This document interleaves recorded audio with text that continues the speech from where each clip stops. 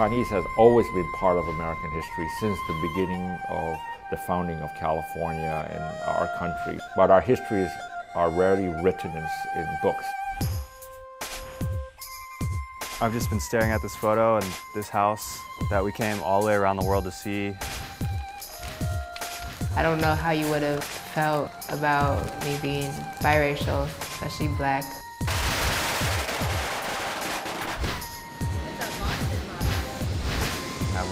Good stuff. It's beautiful.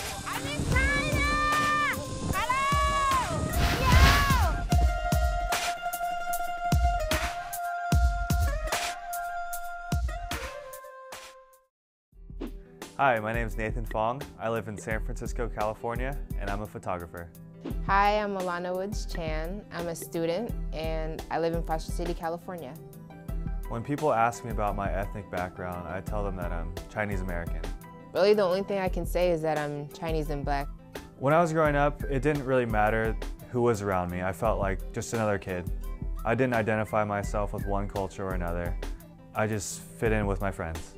I usually identify with my black side just because I'm obviously brown-skinned, and a lot of people can't really tell that I'm Chinese. All throughout high school, throughout middle school, I definitely felt a little isolated sometimes until I actually until I started actually grouping myself with people who understood what I was going through, other biracial kids. My parents were born in Texas, and I was also born in Texas, but my grandparents came from China. Even though I am half Chinese and I live with my Chinese mother and grandma, there hasn't been much discussion about our culture. I don't know a whole lot about China or the Chinese culture.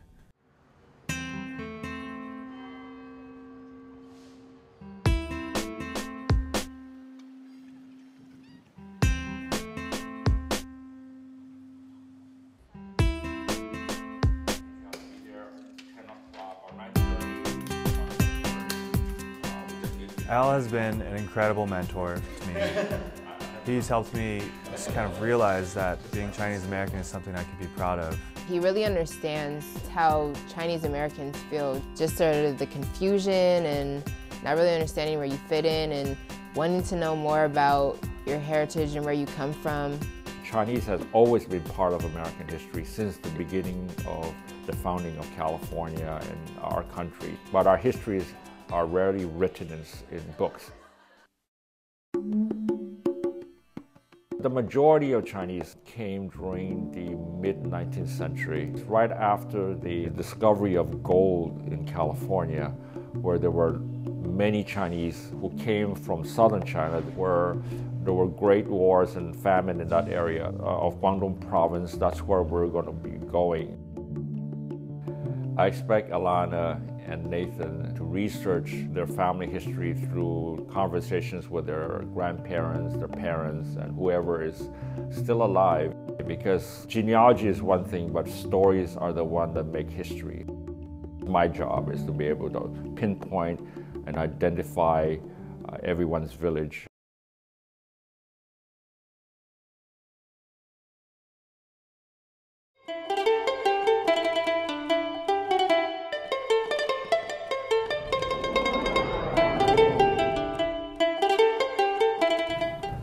The name of your village, Xiong Tong Lei.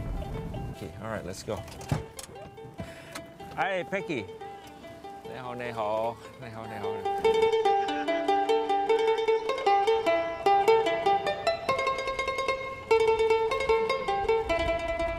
Coming here, I had no idea if anybody I was related to even lived here anymore. So being able to meet my grandfather's cousin was kind of a treat. It was an unexpected treat. You say your grandpa has not come back in a long time, and she said he just passed away. I could so you call him a sok. A sok.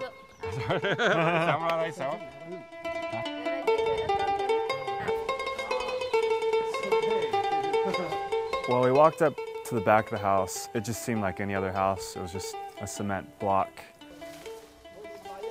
When I came around to the side to actually see the front of the house, I was kind of in awe. I've just been staring at this photo and this house that we came all the way around the world to see. It was amazing that we were actually here and able to find it.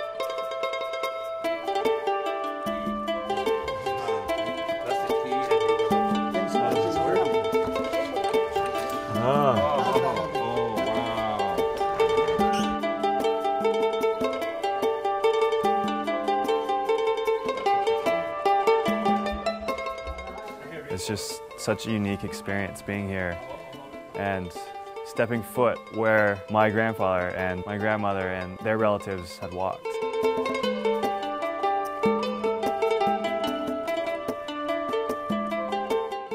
We gave an offering which started out with incense, and we burned it and placed it in various places around the house and also on the altar.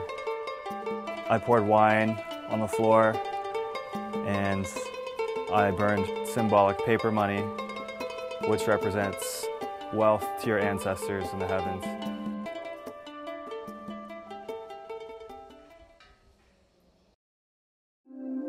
That's good. It's beautiful. I knew it would be emotional coming here, but I didn't expect for myself to feel the way I did.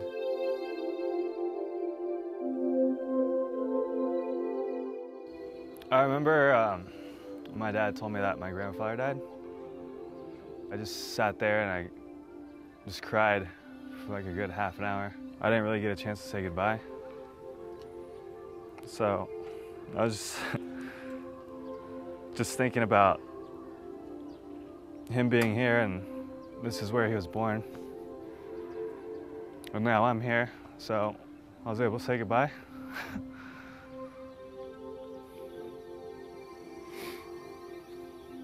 What did you tell him?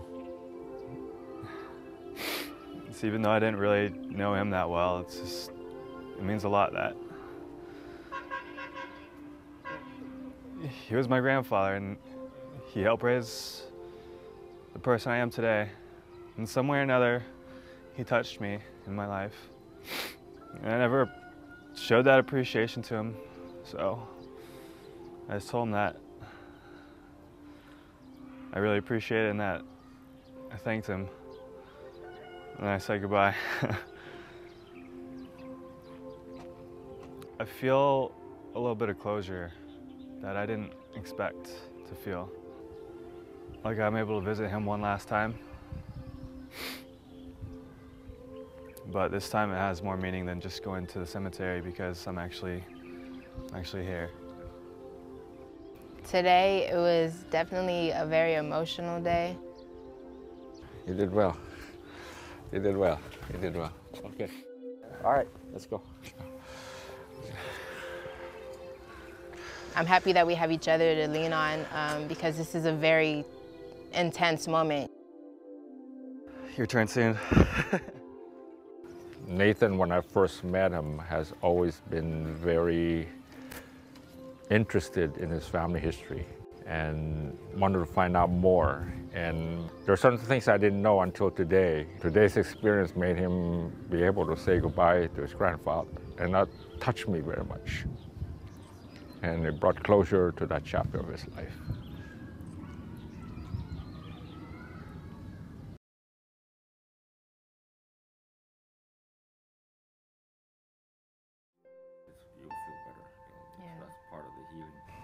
Were you ever ashamed of being Chinese?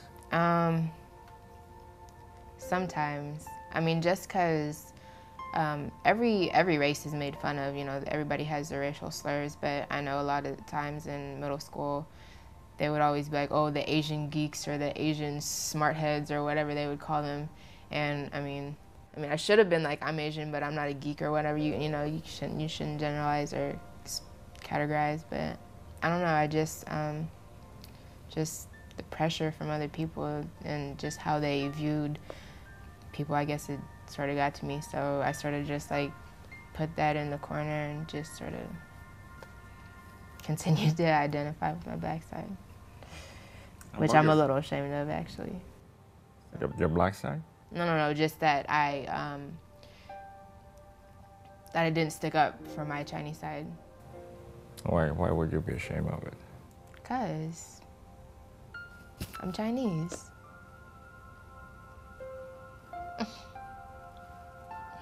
And it's different if somebody were to say that to a black side, you know, people get so offended, but the fact that I didn't do that for my Chinese side, like I feel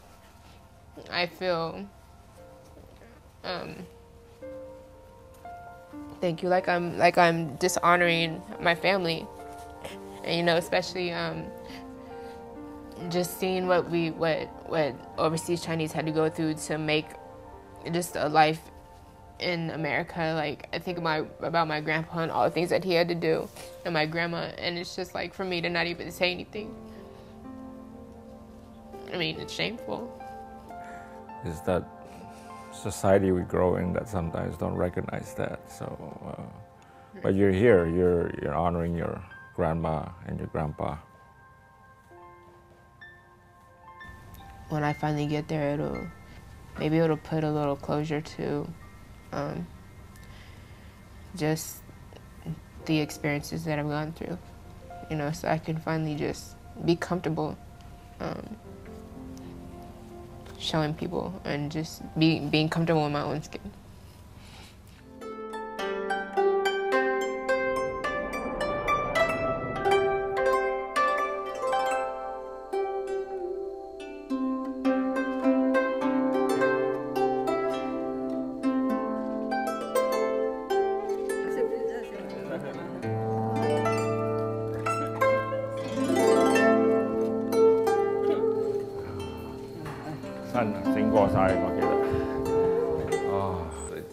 Like the old house. This is where the ancestral home stood in the early days. So those are the names of your great-grandfather and great-grandfathers are all there.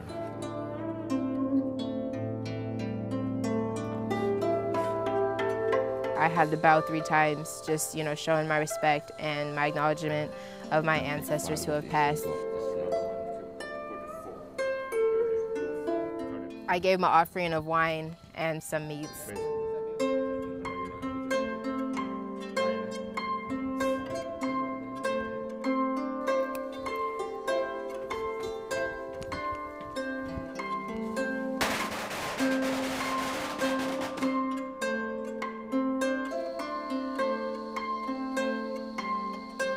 I'm definitely excited. I'm definitely happy that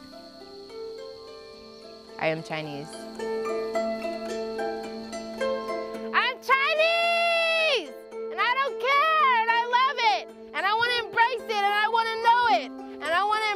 I just want to hold it, and I'm so happy that I'm here at my grandpa's village, just meeting my relatives.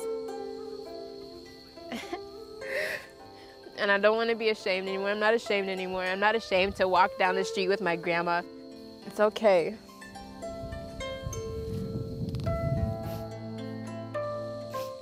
I felt so much lighter. I felt this heavy pressure off of me.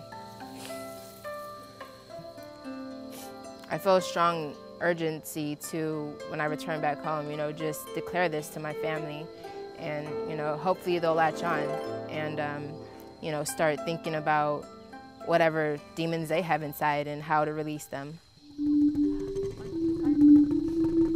Right after I came from the field, my aunt was the first person to console me when I got over here. She was just holding my hand and squeezing it, and I just really appreciated her for that, because she gave me that security, especially being vulnerable out here. I was just really grateful for that.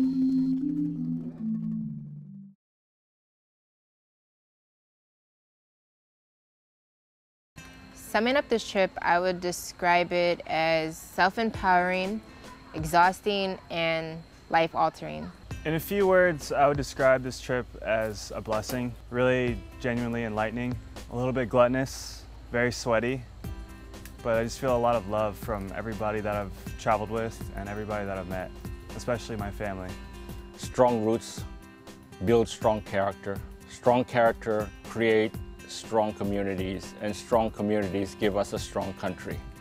And I think that's the basis of world peace. To understand other people, to understand ourselves, and to be totally whole.